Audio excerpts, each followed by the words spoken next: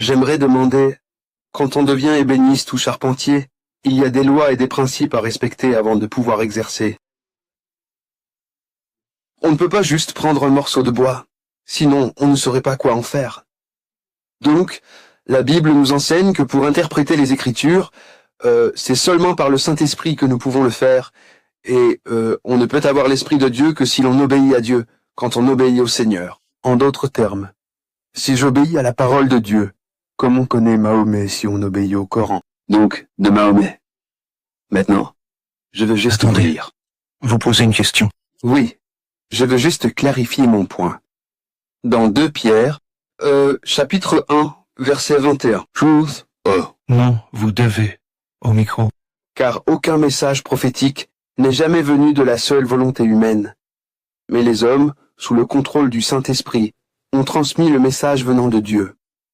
Et puis dans le livre de Jean, chapitre 14, verset 15. Frère, puis-je? Oui. Mais que voulez-vous prouver ou demander? Je vous demande. Je sais que vous avez du soutien dans le texte. Mais la question? Bien, d'accord. La question est, si vous devenez maçon ou charpentier, devez-vous suivre les principes et les lois pour le devenir? Ou pouvez-vous simplement l'être? Charpentier? Merci beaucoup. Pouvez-vous me répondre? Je précise, vous ne pouvez pas interpréter la parole de Dieu. Si vous n'obéissez pas à la parole, n'aurez pas l'esprit. Ainsi, je dirais que quiconque ne vit pas selon la parole de Dieu n'a pas le droit d'interpréter les Écritures. Car Dieu dit que seul l'Esprit éclairera votre esprit et vous donnera la sagesse. Ai-je raison de penser que si, sans entrer dans cette partie du débat, et en vous croyant sur parole, si je suis un musulman et que je n'ai pas l'esprit dont vous parlez, la Bible étant, comme vous le dites, pour toute l'humanité, ne pourrais-je donc pas la comprendre ou l'interpréter? Vous avez la Bible, mais Christ a dit, « Pourquoi m'appelez-vous Seigneur et ne m'obéissez pas ?» Seuls ceux qui obéissent à Dieu ont l'esprit. Je lis ensuite. Merci, frère. Votre argument est très pertinent. Et je sais que votre prochain texte le confirmera. Par manque de temps. Attendez. Allez. Mais je sens. 1 minute. On peut interpréter la parole sans l'Esprit de Dieu, voyez. Donc, si elle n'est pas née de nouveau, sans l'Esprit, le diable l'utilisera, ou il parlera sans réfléchir. Non, je ne doute pas de votre avis. Mais je crois qu'on a compris. Étonnant. Nos frères chrétiens disent qu'il faut l'esprit pour comprendre la Bible. Oui. Et tout le monde prétend avoir l'esprit. Il y a, en Afrique du Sud, 1 millier de sectes et dénominations différentes parmi les Blancs. 1 millier de sectes et dénominations différentes parmi des Blancs.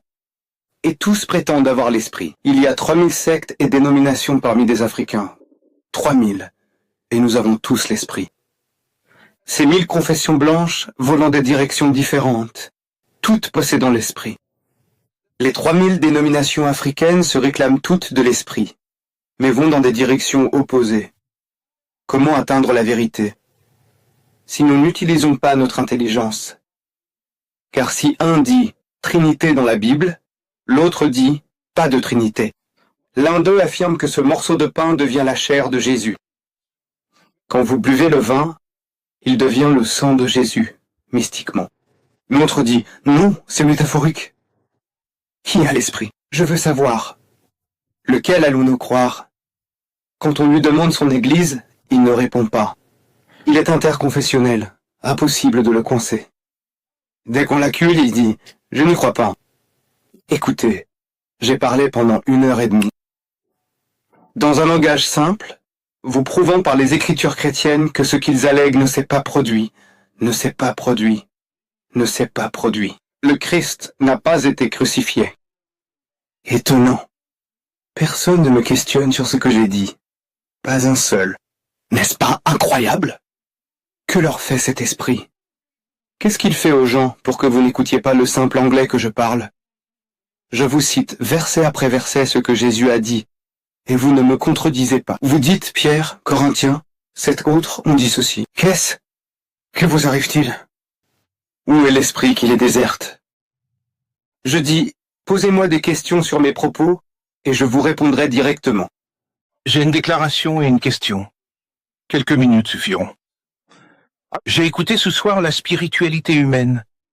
Nous avons marché dans l'esprit, entendant parler des différentes voies du musulman et du chrétien. Mais passons maintenant au concret.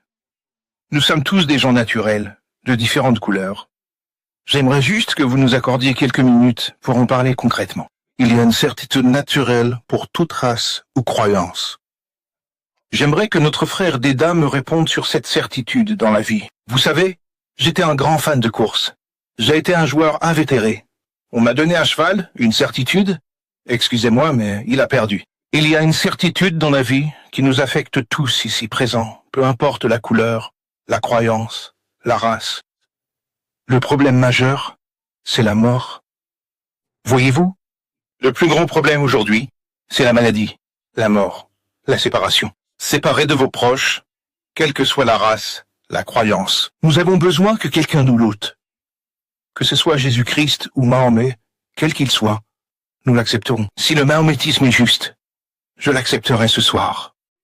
Le problème, c'est que les gens meurent. Nous vivons tous dans un monde mourant. Vous imaginez devoir enterrer vos êtres chers? Oui, vous riez. Mais vous aussi, vous mourrez. Nous sommes tous. Nous mourrons tous. Merci, frère. Votre point est bien fait. Venons-en à votre question. Nous voulons en venir à la question. Jésus, Marie. La question est, Jésus fut-il enterré, oui ou non? Crucifié ou non? Disons que oui. Admettons, Jésus est un imposteur. Restons-en au naturel, c'est un imposteur. Il est prophète, pas fils de Dieu. Excusez-moi, je parle. Ne m'interrompez pas, s'il vous plaît. Jésus est mort. Si l'on ne croit pas qu'il nous donne la vie, nous mourrons aussi. Mais si Jésus a été crucifié, et qu'il est le Fils, la justice de Dieu, et que vous devrez un jour lui faire face en tant que médiateur entre Dieu et le Fils, alors vous serez perdant. Merci beaucoup. La grande question, frère Didier, est pourquoi Marie a-t-elle tant tardé avant de l'oindre? Vous avez employé le mot oindre. On l'utilise aussi pour bénédiction. Vous avez dit oindre en massant. Pourquoi a-t-elle attendu si longtemps pour masser les plaies? Les plaies étaient déjà sceptiques au moment où elle est arrivée, après 3 jours. Je vous laisse donc en décider. Merci. Ok. Silence. Les événements. Les événements prétendus. Au calvaire. Se sont déroulés le vendredi soir, d'après les Écritures chrétiennes. Le vendredi soir, et le vendredi soir marque le début du sabbat. Et le jour du sabbat, aucun juif n'était supposé travailler. Donc, elle a dû partir. Elle n'y vivait pas, mais en ville. Pas à Calvaire. Donc le dimanche matin, c'est sa première chance, avant l'aube. Donc, le dimanche matin, étant donné qu'elle n'habitait pas là, ce corps, celui de Jésus, était entre les mains de ses disciples secrets, Joseph d'Arimathie et Nicodème. Ils étaient là. Les 12 autres, selon vos Écritures, l'ont abandonné et fui. Alors, elle arrive 3 jours plus tard, car elle devait avoir discerné des signes de vie, étant donné qu'elle était à peu près la seule femme présente. C'est ce que dit la Bible, qu'elle était assise en face de l'endroit où ces choses se passaient. Elle était la seule femme, décrite dans Matthieu et Marc, qui regardait la scène. Elle observe. Si elle vit des signes de vie, elle ne criera pas aux gens que l'homme est vivant. Après 3 jours, elle vient pour le soigner. Et le mot « oindre », comme dit, est « massa'a », portant maintes nuances de sens. Alors, pourquoi voudrait-elle oindre un corps si, selon votre idée, il y a 100 livres de myrrhe et d'aloès entourant l'homme? Avec quoi donc l'oindrait-elle? Qu'elle veuille oindre un homme déjà entouré de myrrhe et d'un linceul? Que faire d'un tel homme? Quelle onction? Il faut le mettre en terre, l'enterrer. Non, elle ne parle pas d'enterrement, mais veut l'oindre. Donc, elle veut le traiter. Prochaine question, la dernière. D'abord, mes excuses. Je ne pense pas que ce soit juste, vous savez, d'interrompre. Mais je dois admettre que certaines choses dites ce soir me touchent vraiment au cœur, et m'émeuvent au point que je pourrais pleurer, car je me sens très blessé parce que ma parole de Dieu et Jésus-Christ sont en fait traînés dans la boue. Désolé d'avoir interrompu. Vous avez mentionné 2 personnes lors de la présentation de ce soir. Joshua McDowell, avec qui vous avez tenu un symposium il y a environ 3 ans, le 30 août 1981, je crois, sur le même sujet. Vous avez d'ailleurs fait la promotion de cette cassette, et j'aimerais vivement encourager l'auditoire à se la procurer. Et à écouter cet imbécile, Josh McDowell, comme vous l'avez présenté au public ce soir. Écoutez sa version, celle de Josh McDowell, qui expliqua aux gens de Durban pourquoi Jésus-Christ fut crucifié. Ensuite, j'aimerais juste, pour finir, vous citer le verset que vous nous avez récité en arabe, puis en anglais. C'est la sourate 4, versets 157 et 158. Et pour avoir dit, nous avons tué le Messie, Jésus, fils de Marie, messager d'Allah, ils ne l'ont pas tué, ni crucifié, mais cela leur a paru ainsi. Le Coran emploie même le mot crucifié. Et en vérité, ceux qui ne sont pas d'accord à son propos sont plongés dans le doute. Ils n'en ont aucune connaissance, si ce n'est la poursuite d'une conjecture. Bien. Ils ne l'ont pas tué, c'est certain. Mais Allah l'a élevé vers lui. Maintenant, monsieur, Didier, vous affirmez, personne ne fut crucifié. Quelqu'un d'autre à la place de Jésus. C'est l'enseignement islamique, et c'est bien là ma question. Pourquoi en fait vous adressez-vous aux gens au sujet de la foi chrétienne en essayant de détruire la Bible, et que vous ne revenez pas à votre Coran? Je suppose que si j'étais musulman, je serais extrêmement déçu ce soir, car je n'ai rien appris de ce livre. De ce livre, j'ai une version déformée, mais rien de l'autre. Pouvez-vous répondre? Merci. J'ai commencé avec le verset par lequel nous venons de terminer. وَقَوْلِهِمْ إِنَّا قَتَلْنَا الْمَسِيحَ. Et ils se sont vantés d'avoir tué le Christ, Jésus, fils de Marie, messager de Dieu. وَمَا قَتَلُوهُ وَمَا صَلَبُوهُ. Ils ne l'ont pas tué, ni crucifié. Père, وَلَكِنْ شُبِّهَ لَهُمْ. Mais il leur a paru ainsi. Quand ai-je dit qu'il avait été remplacé? Ai-je dit que quelqu'un d'autre avait pris sa place? J'ai dit, quoi que vous pensiez, puisque vous dites avoir vos autorités, vos témoins, des témoins oculaires, et vos témoins des événements, j'ai dit, examinons vos témoins. C'est la chose la plus sensée et légale que l'on fasse dans n'importe quel pays civilisé. Quand on fait une affirmation, et qu'il y a une contre-affirmation, on va au tribunal, on présente son cas, et le témoin est contre-interrogé pour prouver la véracité ou la fausseté. C'est ce que j'ai fait. J'ai utilisé vos témoins, ceux de votre livre, et montré que votre imagination ne s'est pas réalisée. Voilà mon argument, j'ai terminé.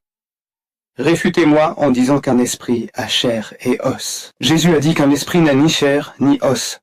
Or, ces corps ressuscités mangent poisson, dites-moi. Je suis prêt à vous écouter, mais personne n'a avancé. Vous parlez sans cesse de Josh McDowell. Vous évoquez des cassettes. Quel rapport avec cette réunion? Vous savez, c'est incroyable, vous êtes là.